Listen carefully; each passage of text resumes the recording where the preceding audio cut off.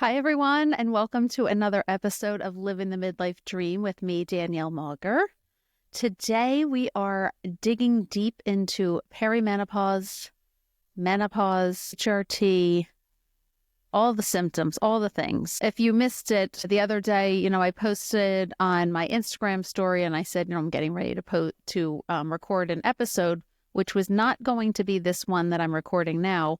And I just said, does anybody have anything? I'm just thinking for future episodes, some burning questions or hot topics that you want to talk about. And the overwhelming response was that everyone wants to talk about menopause and HRT. And, at first I'm like, no, I'm not doing that. Because when I first started thinking about doing this podcast, I was like, I am never going to have an episode about HRT.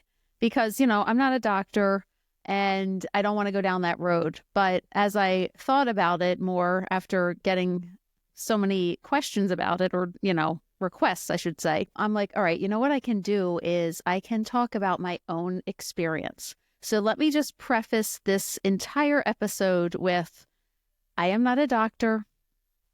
I am not prescribing anything. I'm not giving any advice. All I am doing is sharing my story and what I've gone through and what I've heard from friends. But that's all this is. So hopefully it will help and make you feel like you're not alone if you're experiencing any of these things. And for anybody that's in perimenopause or maybe in your mid-30s and you're about to be in perimenopause, this will be a great episode for you to keep and have as a little resource for things to come. Yes, things to come. Okay, so I started doing a little bit of research, and the first thing I found was actually something kind of fun, and it was a New Yorker article. And I wanted to read, I thought I'm going to start this episode with the last paragraph of the article. And I will link the article in the show notes for anybody that wants to go and read it. It's interesting. But let's see, I took notes here. Find it. Okay.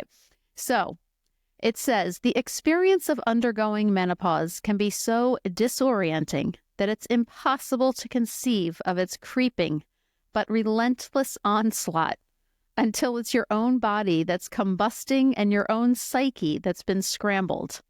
It's not that there's a conspiracy of silence around menopause. Rather, it's that, like death, menopause is a thing that happens to other people until it happens to you. Wow. I read that and I was like, oh my God, it's so true. I just think, that's the number one thing. It's not really talked about. At least I'm Gen X. I'm 51 years old. I think that we have done a great job as our generation of really getting it out there. I feel like it's more mainstream. It's talked about. It's on social media. And then, at one point, though, I did start to think, wait, is this just my algorithm? Is this just because I'm interested in menopause because of my age and I'm learning about it?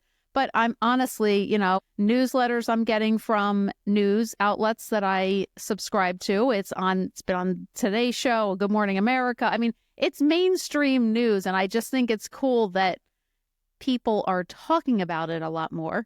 I still think obviously there's a stigma around it, but we're gonna get deep into the weeds with all of this. And I will say this is going to be a 2-part episode. So part 2 will come out next Monday.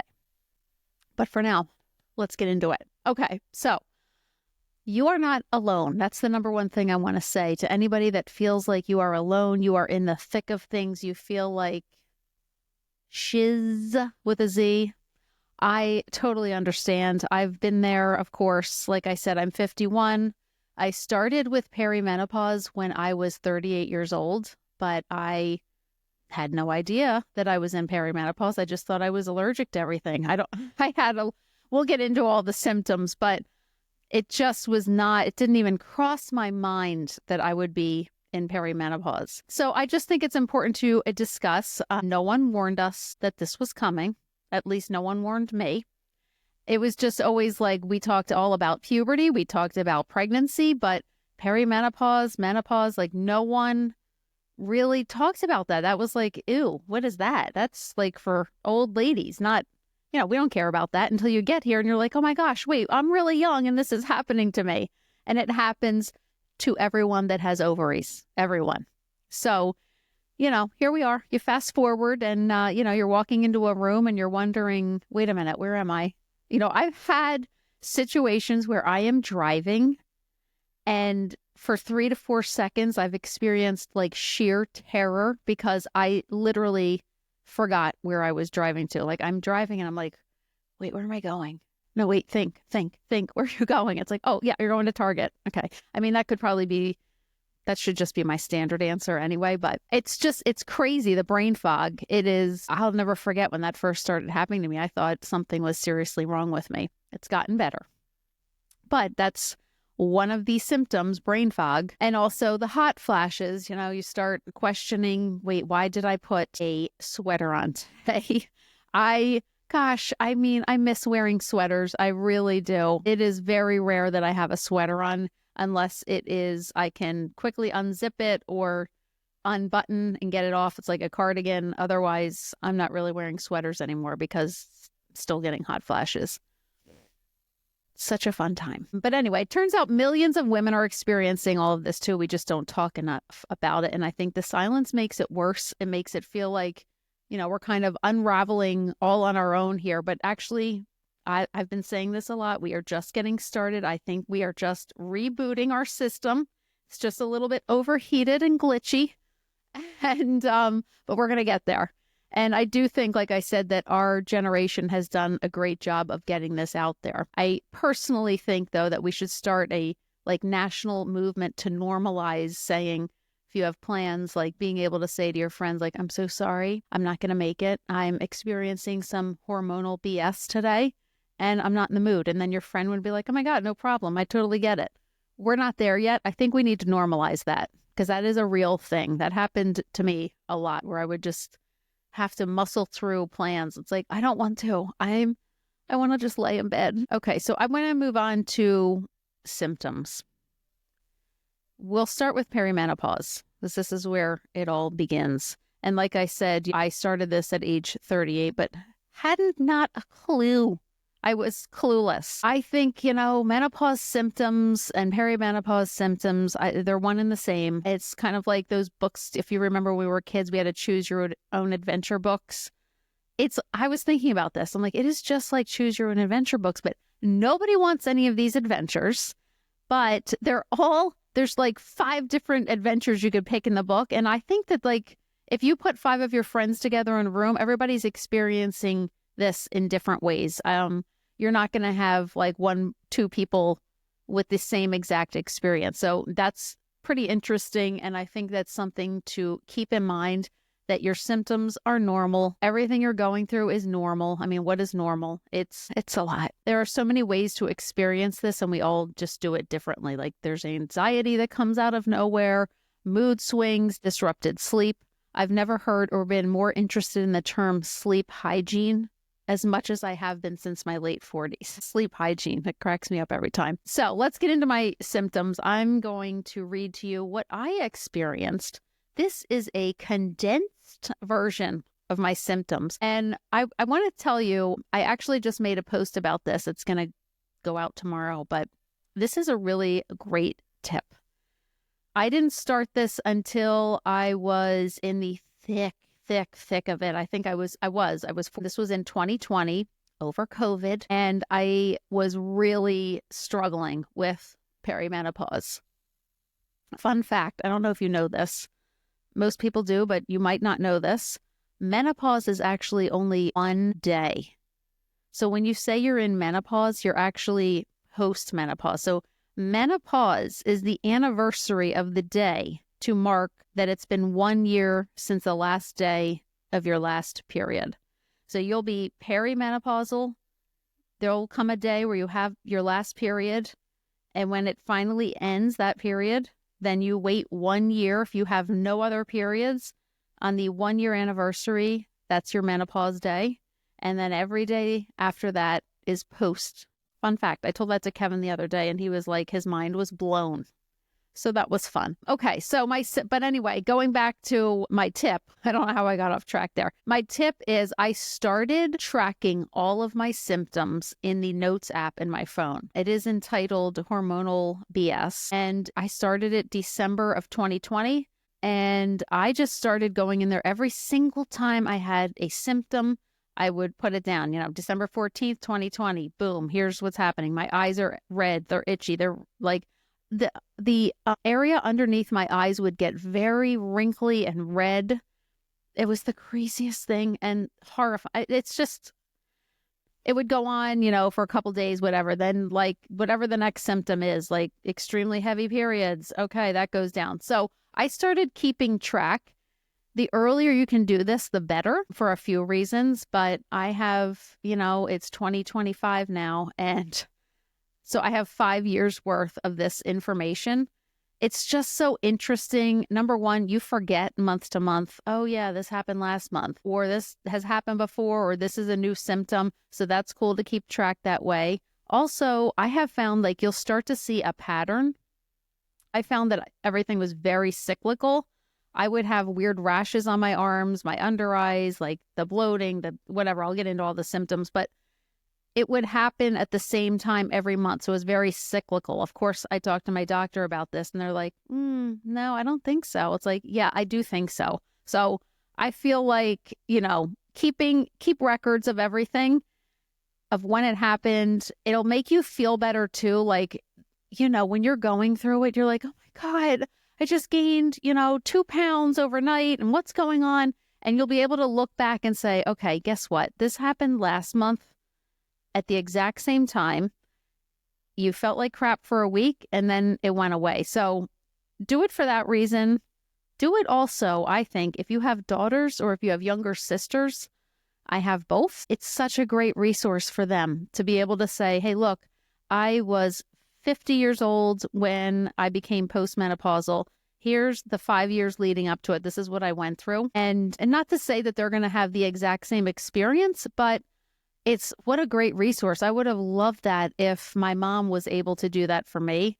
I'm not blaming my mom. I'm just saying, like, I just had this thought to start doing it for myself. And then I thought, oh, cool, I'm going to be able to give this to my daughter. So do it for that reason. Okay. Notes app on the phone. Hormonal BS. That's all you need to write at the top. Okay, so this is just a condensed version of some of the symptoms that I started with at 38. And this went on for 11 years. And then I was in menopause. And now at 51, I am post-menopause. And we will talk about that as well. But anyway, brain fog. So like I said, I had numerous times where I'm driving and I'm just like, where in the world am I going? Or I walk in a room and can't remember. That happens still every day. Like I'm standing in the kitchen doing something and then I forget what I walked over to the refrigerator for. So that's annoying. Headaches. At the end, I had severely heavy periods. Like, I felt like I could not go on in life. I know that sounds dramatic, but they were debilitating, to be honest. And they also came very frequently. So they were coming like every 2 weeks towards the end. And this was like, I'd say the last 1 to 2 years. I would get weird rashes. This is like something that you wouldn't think is perimenopause or menopause related. And I would get like I said, my eyes would get really red. They would itch. They would water so much. I remember one time I was going with Kevin to a work event and we were late. So I was like, I'll do my makeup in the car. And I was trying to put my eye makeup on and I couldn't do it because my eyes just kept tearing, watering, itching, tearing. It was horrible, horrible. And, I was having a hot flash on top of it. That would happen. Then I would get also on my face some mornings. It would just be it would just feel rough. My cheeks would feel rough, dry, red, irritated. It would last for like a day, then it would go away.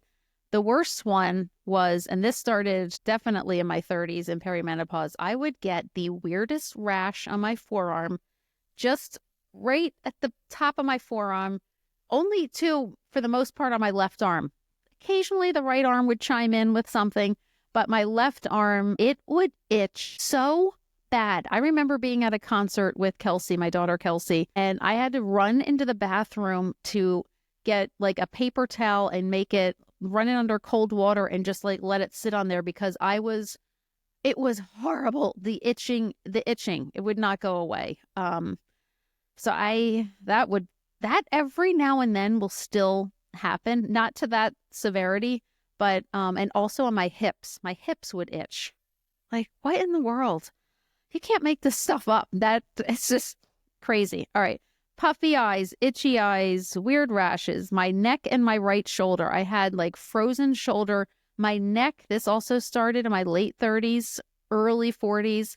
My neck started bothering me big time. Of course, you start with like, oh, my pillow, I need a new pillow.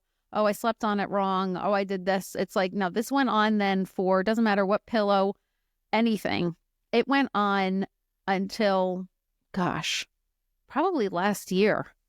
It was so painful. I remember I actually went to Penn at one point. This was like 3 years ago because I was in so much pain. I was crying. And he told me I had arthritis, which I'm sure that I do, but I don't have any pain now. So it was just, I guess, I've heard that you have estrogen receptors throughout your entire body. So you can have like such weird pains. Oh, God. I'm getting like tired thinking about this. So I had that. I had the neck and the right shoulder. I'm sure you've heard people talk about having frozen shoulder. It's really painful. I have all kinds of, medicated Bengay, I call it, which it is. And like the Therabody stuff, the massage. I mean, it just didn't even dawn on me. Like, is this from menopause? But yes, it was. The not sleeping well, that was a big one. I would suddenly start waking up in the middle of the night. It was either have to pee, I'm sweating bullets. It was never that I was cold, but that started happening. I mean, that had never happened to me before. I had always been a really great sleeper. And if I had like an ounce of alcohol, I would notice that I would have very restless nights and I just would not be able to recover the next day. Even if it was like I had 2 glasses of wine, like, man, forget it. Like, it is not worth it. The eyes were so puffy. The sleep was so bad. And then I'd have like a bombing headache the next day. So that was from, noticing that alcohol had an effect on me. And I just recently heard that our livers actually process alcohol differently in menopause. So there's that. Of course, I had heart palpitations. This went on for, I'd say, a couple of months in 2020. So that was, I remember that, trying to think. Well, it started, actually, I remember exactly where I was. It was 2019 that started. So I was like 45 when that started. Keep in mind, I went into menopause at 50. So I was definitely in perimenopause when I was having heart palpitations. Of course, you think you're dying. I remember being at Orange Theory and running so hard on the treadmill and if you've ever been to Orange Theory, you look up on the screen, it shows like your heart rate. And of course, mine was like in the red zone. And the guy who was running the class came over and he was like, "Are you okay?" I'm like, "Yeah." I'm like, I'm killing it here, dude. Leave me alone. Meanwhile, I was like, am I going to die? So yeah, a lot of heart palpitations, but even not working out, I was having them just literally laying in bed reading. And it feels like you can't catch your breath. It's a weird feeling. I would have some breakouts every now and then. I've never experienced that really in life. I would have the occasional one here and there, but then all of a sudden I started having breakouts. So that was fun. Weight gain. Let's just pause for the weight gain. Yes. So it wasn't like serious weight gain, but it would be, probably 5 pounds heavier than I am now. And I'm 5 feet 0 inches. So, I always like to say if I'm more condensed than people. So 5 pounds on me is a lot. And it wasn't like, I don't know how to explain it. Your body just kind of shifts and things are distributed differently. And you just like all of a sudden I could just feel like tightness in my clothes. My hips felt like, what is going on? Like my body composition definitely changed with menopause. not so much the peri, but definitely during menopause. I was an emotional roller coaster. Yeah, baby. Poor Kevin Mauger. He was on the roller coaster. The roller coaster of my emotions, up and down and all around. And I would say, geez, it finally just evened out. I'm at 51. Yeah, I'm feeling, and Kevin will agree, he will attest to this, that I have been great lately. I'd say in the past year, like my moods have definitely evened out. I feel a lot better, but it's God, it's so hard. God, it really is. It's like you'd be crying one minute and laughing the next and then screaming at somebody another one. So emotional roller coaster. I only have a few more here. Hair loss. I experienced a lot of hair loss. Like my hair was coming out in clumps, and I actually went and got hair extensions. I tried hair extensions because I'm like, I'm just like, I've always had very thick hair. I am Italian. My mom has very thick hair. I've always had really thick hair. And then all of a sudden, it just like, it was falling out. So, and I was trying everything. I did the Vegamore drops, the take this supplement, do that. Nothing worked. Nothing worked. I don't know if anyone out there listening has a tip. Maybe we'll do something on Instagram and you can leave your tips if you have tips for hair loss. But nothing worked. I did the hair extensions and I did them once. I absolutely hated them. They looked great, but they're not for me. They hurt. They were pulling on my head. And then I just felt like, and this is not at all against anybody that has hair extensions. For me personally, I was worrying too much about like, oh God, what if somebody sees this? Like, can you see that I have hair extensions in? And I just was starting to be like, I don't want to have this. It's not real. I just felt like they weren't for me, but not to say they're not for you. They just weren't for me.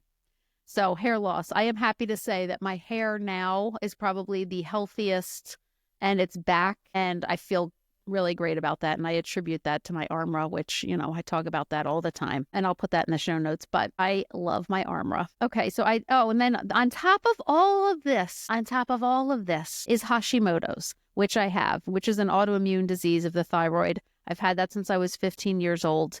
The only time, and if any of you have that, the only time I've ever had to adjust my medication was when I was pregnant or after I had a baby. But all of a sudden now I'm getting like, Hashimoto's symptoms and menopause symptoms are very similar. So I was dealing with, is this Hashimoto's? Is this menopause? It's all of it. So my medication, I had to go through a lot every 3 months of trying to get into all that and like level things out, because my thyroid levels were very erratic, shall we say. So those are just some of the symptoms that like I said, is a condensed version, but those are some of the symptoms that I experienced between ages 38 up until 50 with menopause. And I would say, I was just going through my quote unquote hormonal BS log that I keep on my phone. And I still, my last entry was this past December. I had just turned 51.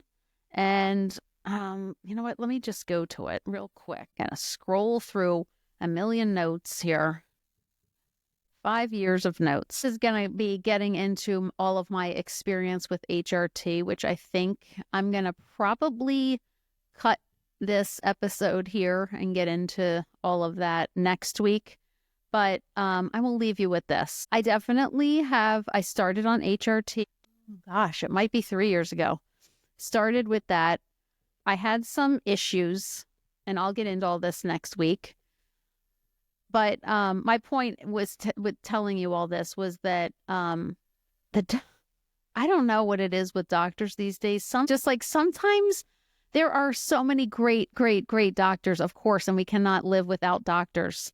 But sometimes some of these people should not have the MD after. Like my experience this past, now it's almost been a year, last May, was because of HRT and a little bit of a complication I had with it. And immediately I had a male doctor and looks at me and he's like, oh, you need to have a hysterectomy.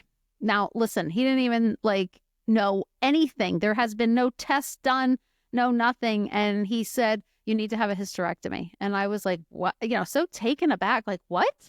And I said, what are you basing that on? And he was like, well, I just think, you shouldn't be having this, shouldn't be going on. And if you were my sister, this is what I would tell you. I said, well, it feels like we're going from 0 to 100. Is there anything in between? Like, a hysterectomy to me sounds like a very scary, like it's a serious procedure. And his response to me was, it's no big deal. We can do things and you'll be a little bit of a recovery and then you'll be back to normal. It's like, I'm sorry, sir. Like, there wasn't even a test done. And he was like, sign this paper. We'll get you in there and you can have a hysterectomy, as if it's like, I'm going to have a tooth pulled. So I will get all into my HRT journey next week, just because I don't want this to turn into like a 3-hour episode. And we'll talk all about HRT next week. And we will talk all about workouts and supplements and food, and all this really does help. I say that with a little bit of laughter because if you know me, you know that I eat really well. I work out a lot.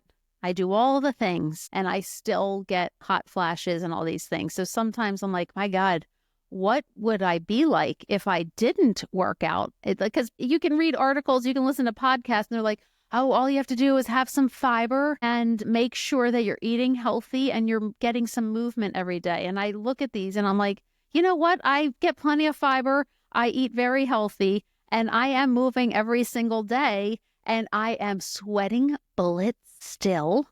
I am sweating bullets, but that's really my biggest complaint. I can't complain about too much more, but I really want to share all of that with you guys next week, my HRT experience and also like the workouts and the food, because I'm joking. I do think, of course, we need to have a healthy lifestyle. If I was eating Cheetos and just laying around, I think I would feel like complete and utter crap, we'll say. Okay, so that's all I have for now. If you have any questions or anything you want me to really touch on next week, please send me a message. Please rate, review, share this episode. I love that you guys are enjoying this, and I'm hearing from so many of you, and I really appreciate it. So you guys hang tough, stay strong, and I will talk to you next Monday.